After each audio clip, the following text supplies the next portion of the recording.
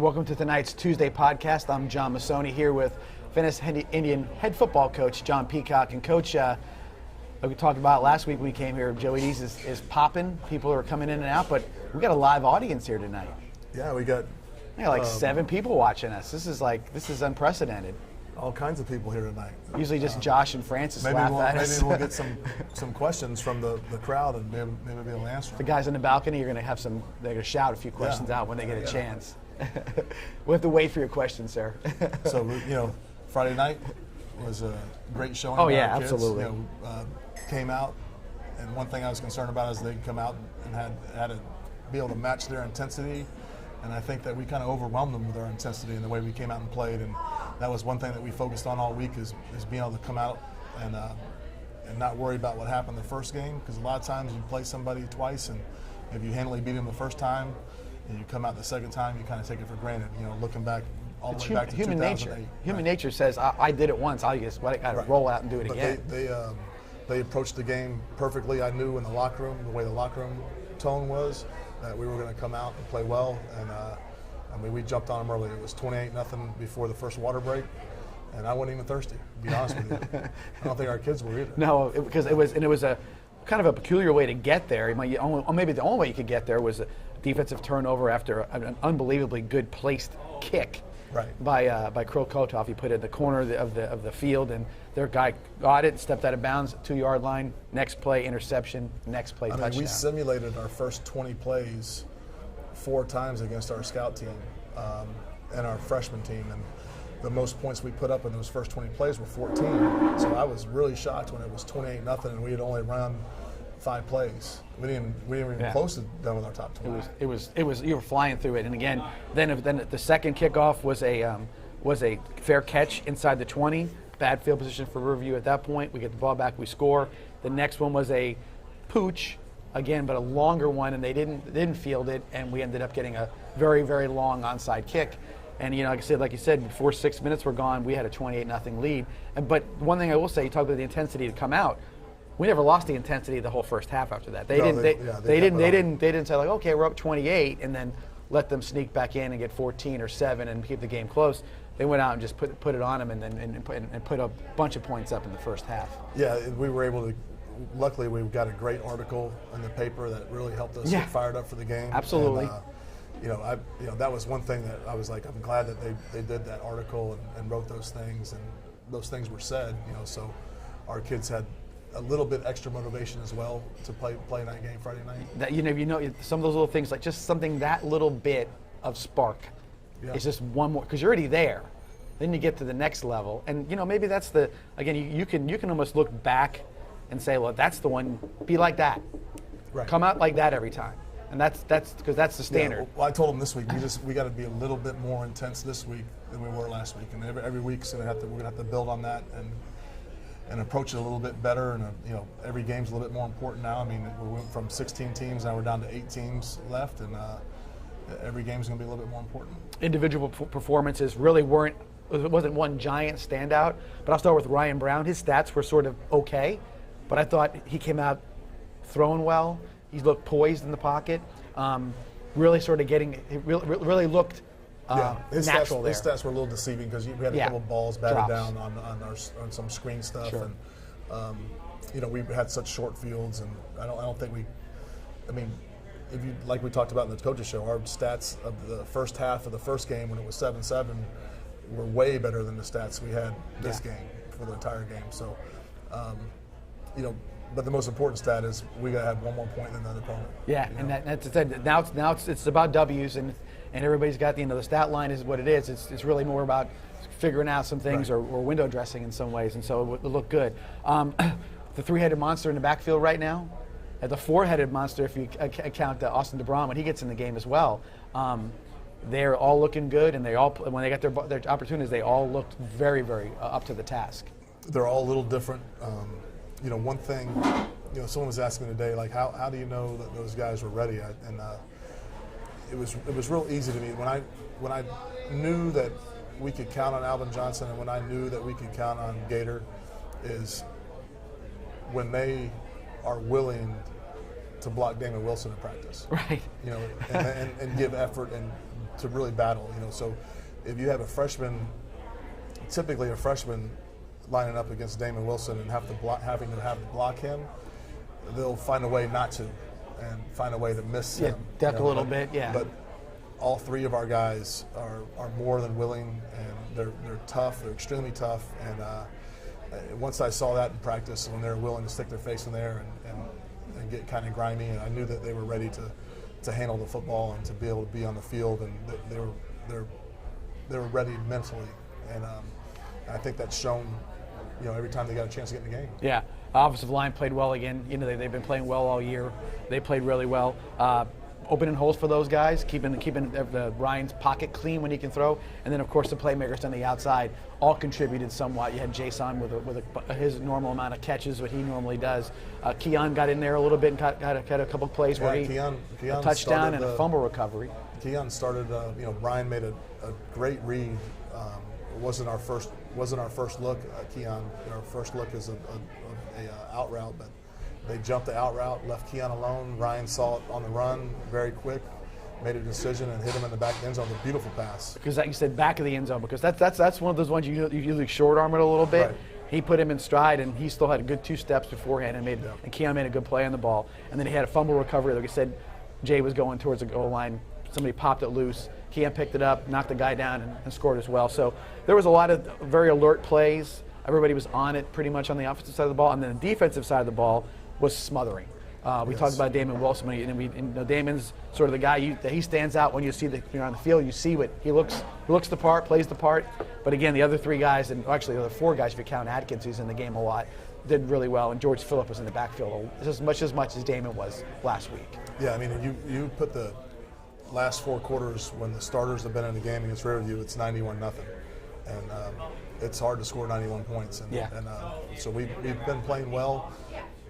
And hopefully we can continue on that path and continue to play well. I think, you know, you look back at our last 3 games, our 2.5 games, the second half of the Riverview game, then North Fort Myers, and then this week's game. Right. You know, and in our first game against Plant City. Oh yeah. You know, I think we've been playing pretty good football. You know, we're averaging. I think we're averaging close to 16 or 17 points a quarter throughout the year with our starters, and we're giving up like 4 or 5 points a game with our starter defense. Yeah, no, you can't ask for much more than that. We have mentioned over the last couple of weeks that Merrick Houston gets his one opportunity to punt in that game inside the 20. So it's either a good kick, a longer kick, or inside the 20. So once again, he did his job when called on, and he seems to not. He'll take his one and do his job when he gets it. Yeah, that was really the only drive that we didn't score a touchdown on, is the one where Merrick had the kick. I think it was maybe our 3rd drive. I think it was 3rd or 4th drive. Yeah. And he did obviously an outstanding job, and I was really, really close to going for that. You know, but well, I was going to ask you about that because usually that's your MO, but I think it was just too long of a. It wasn't like was it 4th and 12 where he jumped off side? Something happened. It was midfield, and I think we were only up 14-0, and I just didn't want to. Yeah, no momentum. Yeah, I didn't want to give him a chance to get back in the game. No, and again, then when you make the decision and he makes the play, does the right thing. And again, bad field position. I think they started inside the 20. I think their first 4 possessions, they never were outside the 20, and I think they didn't cross the 50. I think they crossed the 50 one time in the second or the first half, and then we end up when they did cross the 20, we had a 90-yard pick 6 by Sir Wilson. Yeah, and that's another thing I was going to say. Nice to see him get in the game and contribute like that. You know, jumps a route, makes a good play, and then he goes 90 yards. Odd was where they threw it. Once he got past the 30, he was gone. There was no more. There was nobody else in front of him. So it was nice to see him get a chance to get in the end zone. I was good. It was good to see. I always like that when somebody scores that doesn't get the chance to do a lot of that sometimes.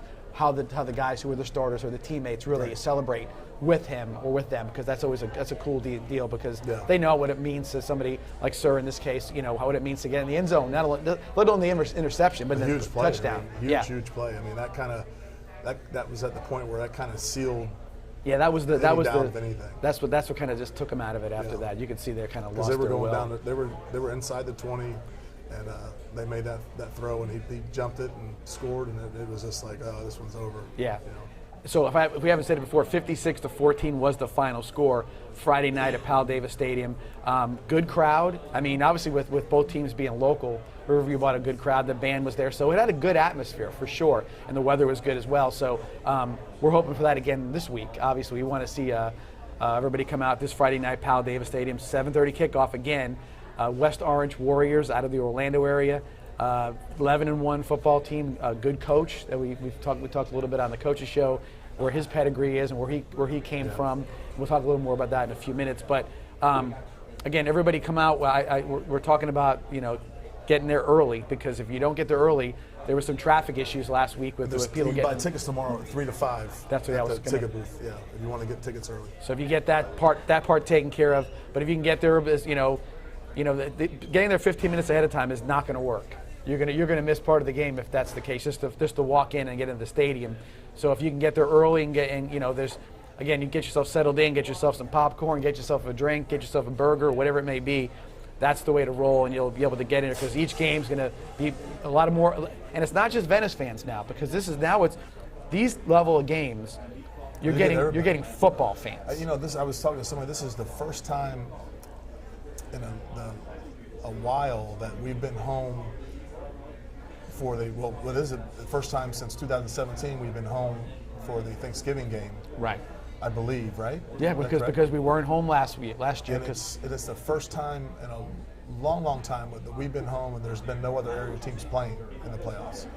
And I think it's the first time in a long time that we're the only team playing on Thanksgiving weekend. Usually Palmetto's in, Riverview's been in the past, but we're the only show in town right now. Yeah, no doubt. And I did notice the SNN guy was saying, hey, it's going to be all very Indian oriented for the week and for that night in particular, and as well it should be. And again, if you're a football fan and you're within any mile, 50 miles, 70 miles, it's going to be a great football game. 2 11-1 football teams, and highly entertaining, and again, you being in that atmosphere, especially at Pal Davis Stadium, because we normally have a good crowd. Now we're going to pack it in. You got Thanksgiving folks in town visiting, and let's go see the game. It's always a cool weekend. We got donuts for dads Thursday. We got the Turkey Bowl. It's the 6th annual Turkey Bowl, I believe. And we're gonna do it Kansas City tiebreaker style. Okay. Best out of 5. Oh, okay, good. Any special quarterbacks coming in? Well, I don't know. We've had in the past. We've had Troy Aikman show up. I'm not sure who's going to show up this year, but I'm sure we'll have some special guests. Somebody will be there for sure. But defense has been getting the best of us. But I kind of let them win, because you got all those parents there, and then you got the defensive staff that sometimes doesn't know how to act. So I kind of let them win sometimes. I'm sure it's a good atmosphere for the parents there. But not tomorrow, but Thursday, it's going to be different. You're on. Yeah. We're going to go three in a row, get out of there, and we're going to go serve some dinners at Salvation Army, and we're going to deliver some dinners from Salvation Army. Before we take our break, talk a little bit about that. That's a special part of what you do on Thursday, and it's maybe something that everybody needs to know. Because these kids, they do it, they love doing it, and you do too. So just let us know what it's all about. Every Thanksgiving we go visit the Salvation Army, and this year's will be a little different because they're doing a drive-through. Okay. Where people get their meals. So we'll have some kids that are putting the plates together for to-go packages, and so they put the turkey and the mashed potatoes and the cranberries and the roll and really the meal there that they give people, that's outstanding. Yeah. I mean, the turkeys, it really is, because the kids get to eat some, and you get to taste the turkeys, and they have this humongous rotisserie where they must have 80 turkeys on at a time that's going, and it's real. The turkey's outstanding. The mashed potatoes and all that stuff, it's extremely good, and so we'll have kids putting these plates together, and then we'll have kids directing traffic for the drive-through, and then we'll also deliver around 80-90 meals to people that can't get out of their homes. Yeah. And what happens is that we'll give the kids the addresses of kind of nearby their home, so they get the food. They deliver them to these homes, and they spend some time with the people on Thanksgiving, right? Which is neat. And I used to take my stepdaughter and my stepson, and it's kind of they don't really realize. Some kids don't really realize like people live like this and they can't get out. So I think I'm gonna try to do a delivery with Justice and my daughter and kind of let her see. Yeah, get her a view of what and then it's true because you don't recognize it. Most people know what they know. It's their home, and they don't realize see the situations that other people are in, and and they need help. And it's nice that you can go out there and the kids get an opportunity to do a good deed, and get there's something that what you would hope to have happen is that a good portion of them do it beyond Venice high school football. Yeah, to go out and be a part of your community, whatever that may be, however it may be, to help a kid or help people or volunteer somewhere. And that's what really makes the community like Venice tick. And it makes us really go there. With that, we'll take our halftime break here in our podcast, come back and talk a little bit more about playoff picture in our region and then, of course, the state as well. And we'll do that when we get back here at Joey. As we get some questions, I'm sure, coming up. So there'll be definitely questions and answers coming up here shortly, too. So we'll be back here in, a minute and a half or so, and we'll continue on with the podcast. See you back here shortly. Absolute Aluminum is proud to introduce our new 7-inch seamless gutter system. Standard gutters are too narrow to handle heavy Florida rain. This overflow can cause streaks and stains on your gutter and home, plus wash out your landscaping. Our new wider 7-inch gutter system will keep everything looking clean and beautiful. And with our professional installation, your new gutters will go up fast and last. So call now to increase your home's curb appeal with our new 7-inch gutters from Absolute Aluminum.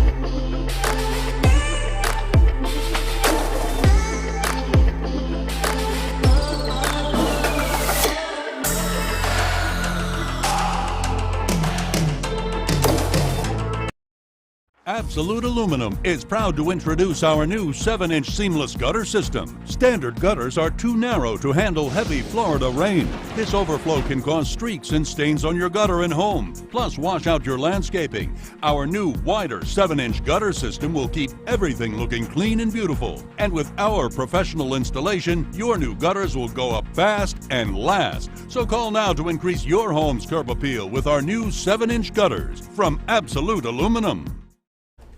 And welcome back here to our Tuesday night podcast at Joey D's, and we haven't eaten yet, so it's like a different deal. Yeah. So we're a little weak looking. Practice late. Yeah, because he had a little practice or a big, important practice today. Kids are off school this week, right? So we just given him a chance to come in and do practice afterwards. But thank Joey D's as always for what they do for us, and again, hopefully we can be back here Friday night after the game and enjoy I think they're doing something. Yeah, Friday they are night. doing something Friday night.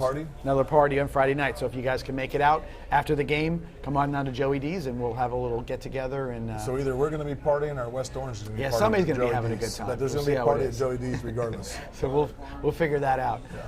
With that, West Orange Warriors, and like I said, they're part of the region that we're in. But a lot of the very Orlando centric for us, and as far as the rest of the teams, we got Seminole, Sanford, Apopka, Venice, West Orange. So in that region, and so we're in the area, I should say. Yeah. Coming from that area, but there's two games left. Well, actually, this is the regional championship. So right. There's 4 regional championship games being played.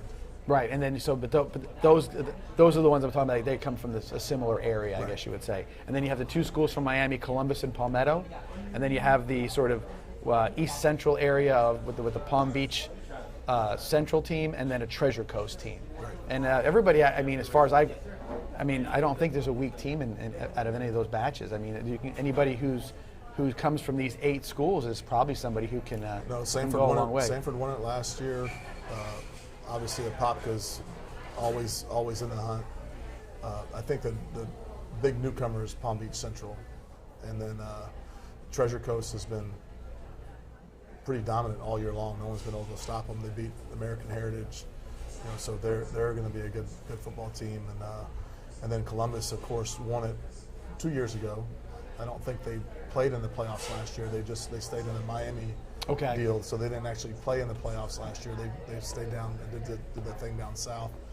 And then I think Palmetto's a newer team as well. Okay. So again, 8A, this is all kind of new to us. Somebody asked me about that the other day. I said, I said, yeah, we have to, you don't have any familiarity, which may benefit Venice in the long run. Oh, it definitely does. I was telling somebody that it's really good that we've never faced any of these teams because it's, we're a little different than the rest. And just like kind of Treasure Coast. Treasure Coast is a little different. They're a single wing team, which you don't see every week. And I think with our tempo is something that people don't see every week. Yeah, I'm saying. So you say you're right. That's a big thing, and we know that. When people come up and all of a sudden you get that momentum going and the tempo going, it's very hard. I mean, you can always see it's not the first quarter that's where you see it. Although you may score points, it's the second and then the third quarter where you start seeing this really the wearing down process. Because you got guys, they may be making a play or maybe it's a 3-yard game, but when you're back up again, you got to go again, and that guy's on, and you're not used to that. It's rough, and there's no way this time of the year that you can get in better. Your conditioning is what it is at that point. Right. So if you're not ready for it 10 weeks ago, you're not going to be ready for it now. No. So that's going to be a big key to us is obviously every week if we can run some plays and get some drives going and able to establish some kind of a tempo on them, that's always huge. Yeah, and excited and kind of a different week as well. We talked about Thanksgiving, having the practice on Thursday morning. But what is it like when you don't, they're not in school all week? Does it bother you? Are you worried about it, or you figure they're doing the right thing and they're coming to practice when they need to be there and everything's good? Well, I think if they're I think they're getting maybe a little bit more rest. We're still lifting, so we bring them in early, we lift, and then we get to practice. So but I'm sure West Orange is doing the same thing. Sure. I don't think it benefits either or. I think it's all about how you approach it. I mean, if you approach it the right way and your kids are taking the opportunity to rest and recover, then it's an advantage. But obviously, we can't be with them 24 hours a day and kind of know what they're doing. But it seems like our practices have been lively. It seems like they're rested. It seems like they're they've been doing the right thing. So hopefully that continues. And obviously, tomorrow, the Thanksgiving Day is the one you kind of worry about, because I don't know what you do at your house, but usually at our house, we sit around and we see how fat we can get. And, so if they sit around and see how fat they can get on Thursday, then they're probably going to have a little fat hangover on Friday. Yeah, what's that? What the tryptophan gets you all sort of down? So maybe like a turkey hangover. Yeah. So, that's so we try to tell them hey, don't eat 2 full pies and don't eat a whole turkey, and let's make sure enjoy yourself and enjoy your family, but let's not overdo it and see how much we can eat. Yeah, no, because you just gotta keep your. And after a while, it is a routine. They got to they have to probably have their own routine when they're not there, and you got to have the proper routine because everybody you become a sort of. I'm sure you have a routine with everything you do. In regards to the week. And my next question was going to be obviously preparation time for each game, each team. They're all new to you. But obviously, you have to have been looking down the road and probably seeing a few things. So, is it harder to prep for a team like I said that you really don't know, or does it make it a little to simplify it sometimes? Where you say, we do what we do, and let's go do it, and then. Well, Coach Hunter actually does 99% of our prepping, and he. I don't know if you know Coach Hunter. He's like a maniac. So he's probably already prepped for the 3 possible teams that we could possibly play next Friday, and he stays on top of that stuff. And come Saturday morning, he already have the fronts and everything ready for me. So that's been a huge weight lifted off my back as far as. I mean, he is on it. And so he'll have every possibility that we may play this coming Friday. He'll have it. He's working on it now. Yeah. it does get hard. I'm sure it does get hard on him because you're watching this game, you're watching this team, and you start watching 3 different teams, and you kind of like your head's like, oh, was that team? So it is tougher at this time of year, and especially when you want to be ahead and you don't know who you're playing. Right. And then with this next coming week, it's a huge. There's a huge. There's 3 possibles.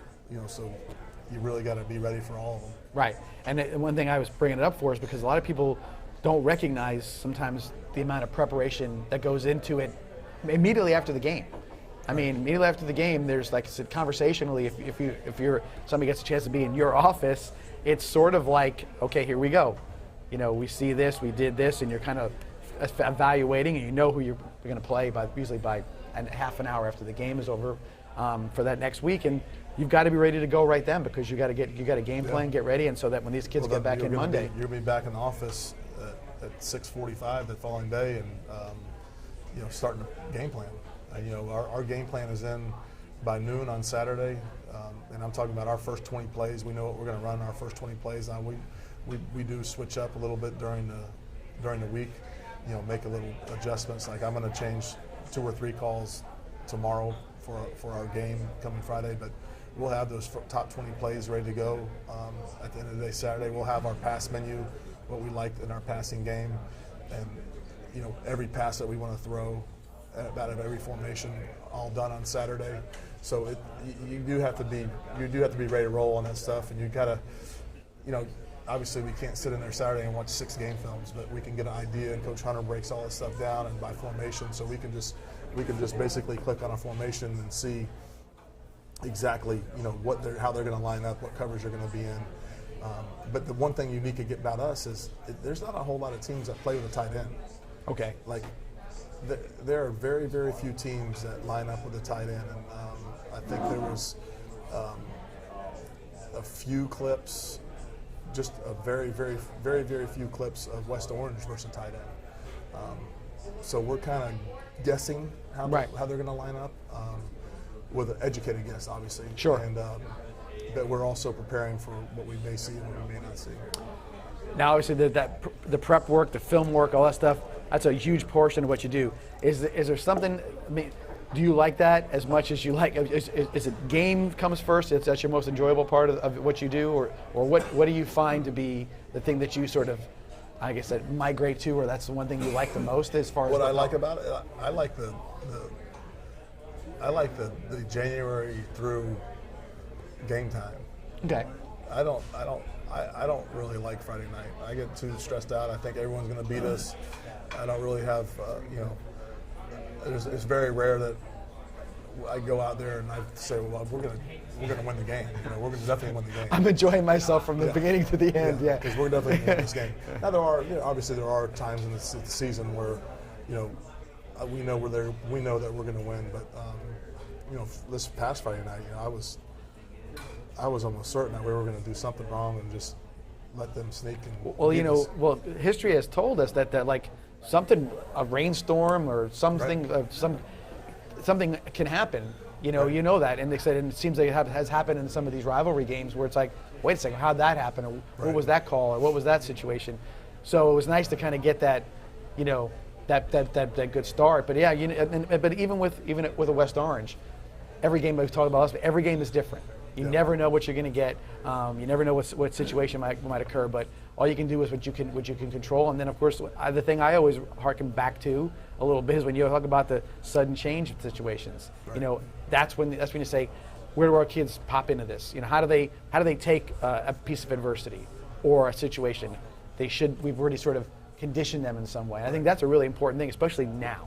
Because there is no because sometimes you get to that point where you look back and you're like, oh, this is it, and you get a little uptight. Right. One thing I've noticed about this team is they don't play uptight. They don't seem like they're uptight. They play focused and intensity-wise, but I don't think they're a tight group of kids. Yeah, they have extreme confidence. Mm-hmm. Like they have extreme confidence. I sometimes I don't know if that's a good thing or a bad thing, but like I said, I thought they were, they had extreme confidence this last Friday, but they came out and they they did what I asked them to as far as the intensity level and the focus, and they were like, I knew before the game that we were locked in, and the locker room, you could hear a pin drop, and they were ready to go. We don't carry a boombox around and play music before the game or anything like that. We try to get locked in the game. Now, some kids will have headphones in if they want to listen to their own music, but other than that, like we're locked in, and it's pretty quiet in the locker room. And that intensity level also is a lot of part what you guys out there do when you come to the games for us. Yeah. Because that prep pre, they love it when they walk out and it's a full stadium. And you're on your feet and everything's getting into it. So yeah, that's the one thing we'll talk about it again. 7:30 Friday night, Powell Davis Stadium. West Orange Warriors are in town, and we need everybody out there in full regalia, ready to go, loud voices and whatever you can do. It's going to be, again, it's football weather. It's going to be probably in the low 60s to high 50s on Friday night. Yeah. And don't forget tickets tomorrow, 3 to 5. That's right, 3 to 5 tomorrow at the ticket booth by the stadium. So you can do that, and again, look forward to a good game, and look forward to a victory for the Indians if everything goes according to plan. Yeah. So with that, we thank you guys for joining us tonight. Don't forget again to go out and get those tickets early if you can, because that's going to be a big deal if you can, and enjoy yourself Thanksgiving. Like you said before, happy Thanksgiving to you. Happy Thanksgiving to everybody out there. Hope you enjoy your meal, and we hope to see you on Friday night. If you're full, it's a good way to work a little of that turkey off and that mashed potatoes. Get there early and be loud. With that, thanks again, and we'll see you here next week on our Tuesday night podcast. Thanks for joining us.